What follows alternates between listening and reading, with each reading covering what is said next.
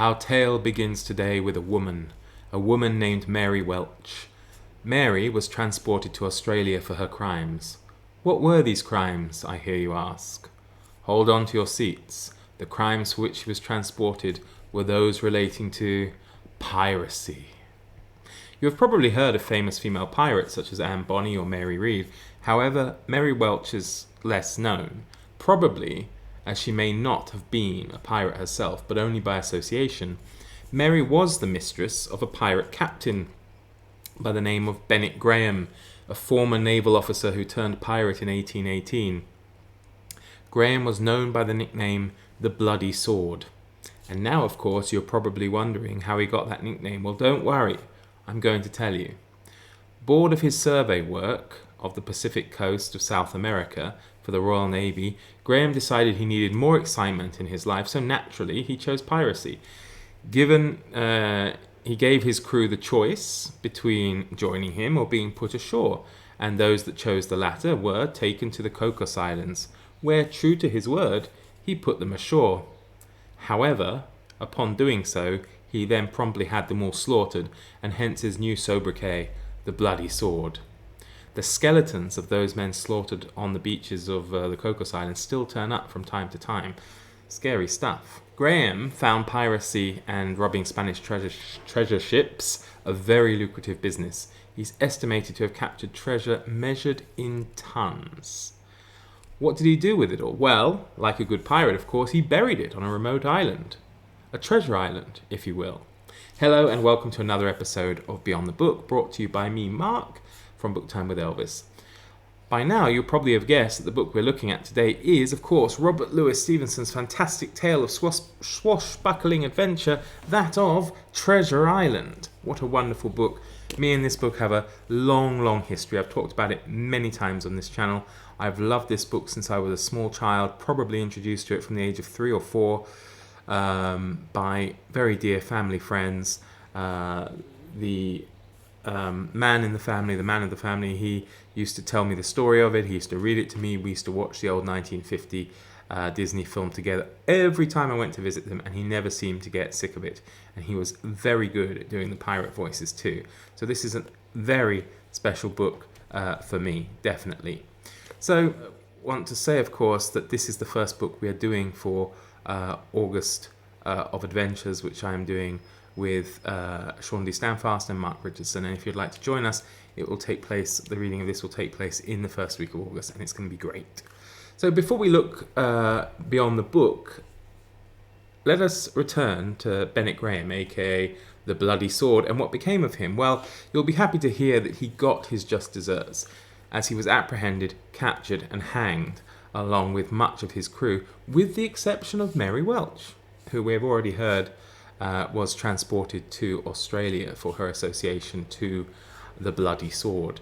Now, unlike many of those transported to Australia, it did not turn out to be a life sentence for her, for when she finished her sentence, she was able to get married, and then she actually was able to leave Australia, and she moved with her new husband to San Francisco.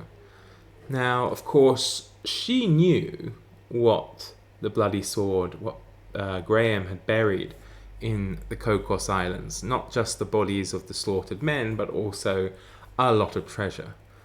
Treasure in the tens of millions, if not 100 million or so today in value. So, with her new husband, she launched an expedition to recover this treasure. She was, however, unsuccessful.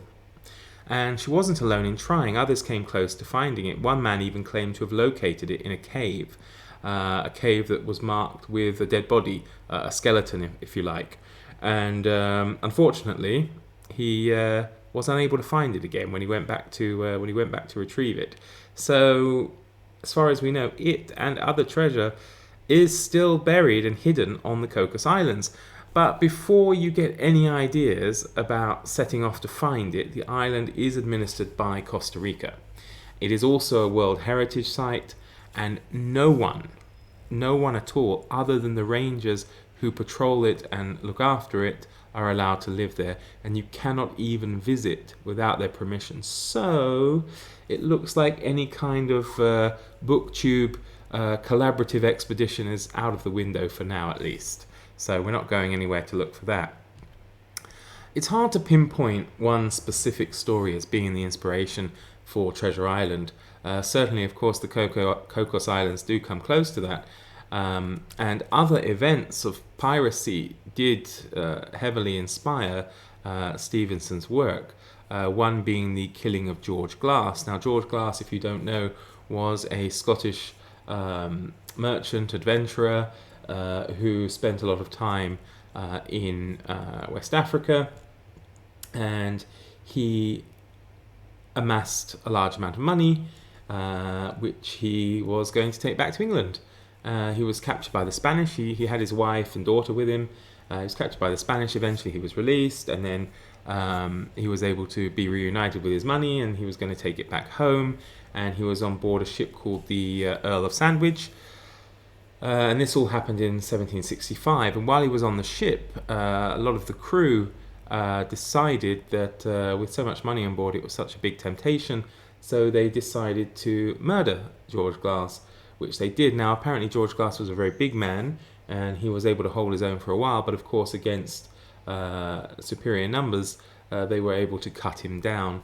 Now, the really sad part of the story is, of course, as he was dying, his shouts and things were heard by his wife and daughter, who came out on deck, and they were faced with a bloody scene, of course, and they begged for their lives. Now, instead of sparing them, the pirates picked them up and hurled them overboard, which is really distressing. So this event also helped to inspire Stevenson, because, of course, one large part of the story of Treasure Island is the mutiny on the ship.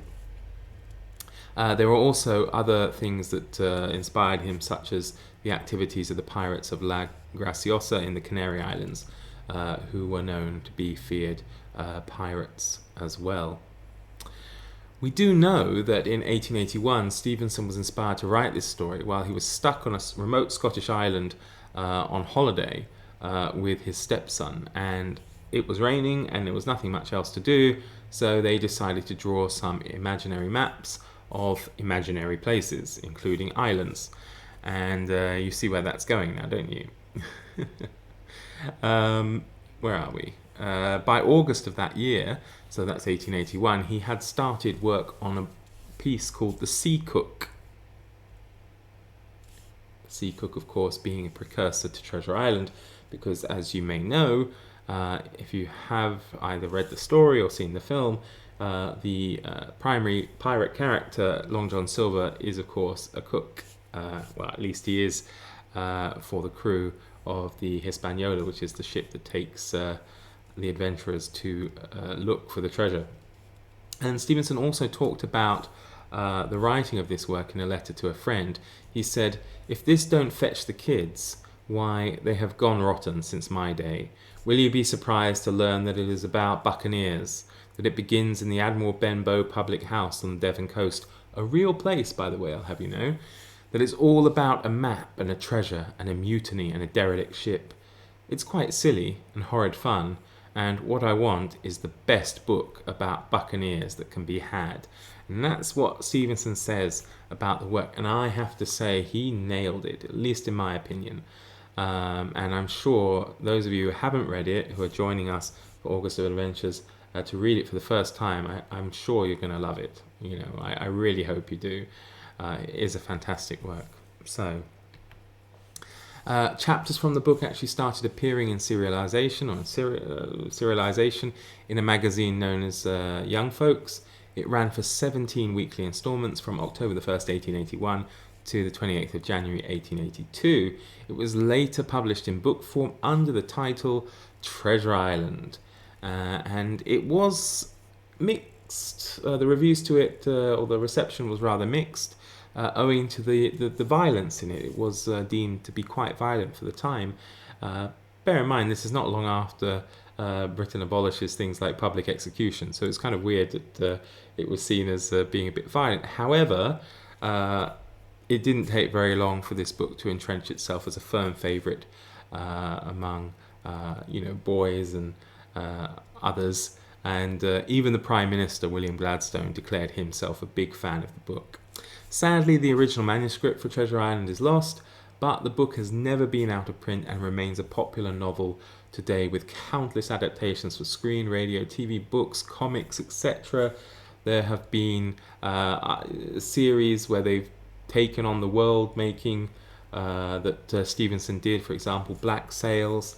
There's been even a Muppet version of Treasure Island. There have been sci-fi versions of Treasure Island. It is very much part of our culture. And it also heavily influenced how we perceive and portray pirates in our films and TV to this day.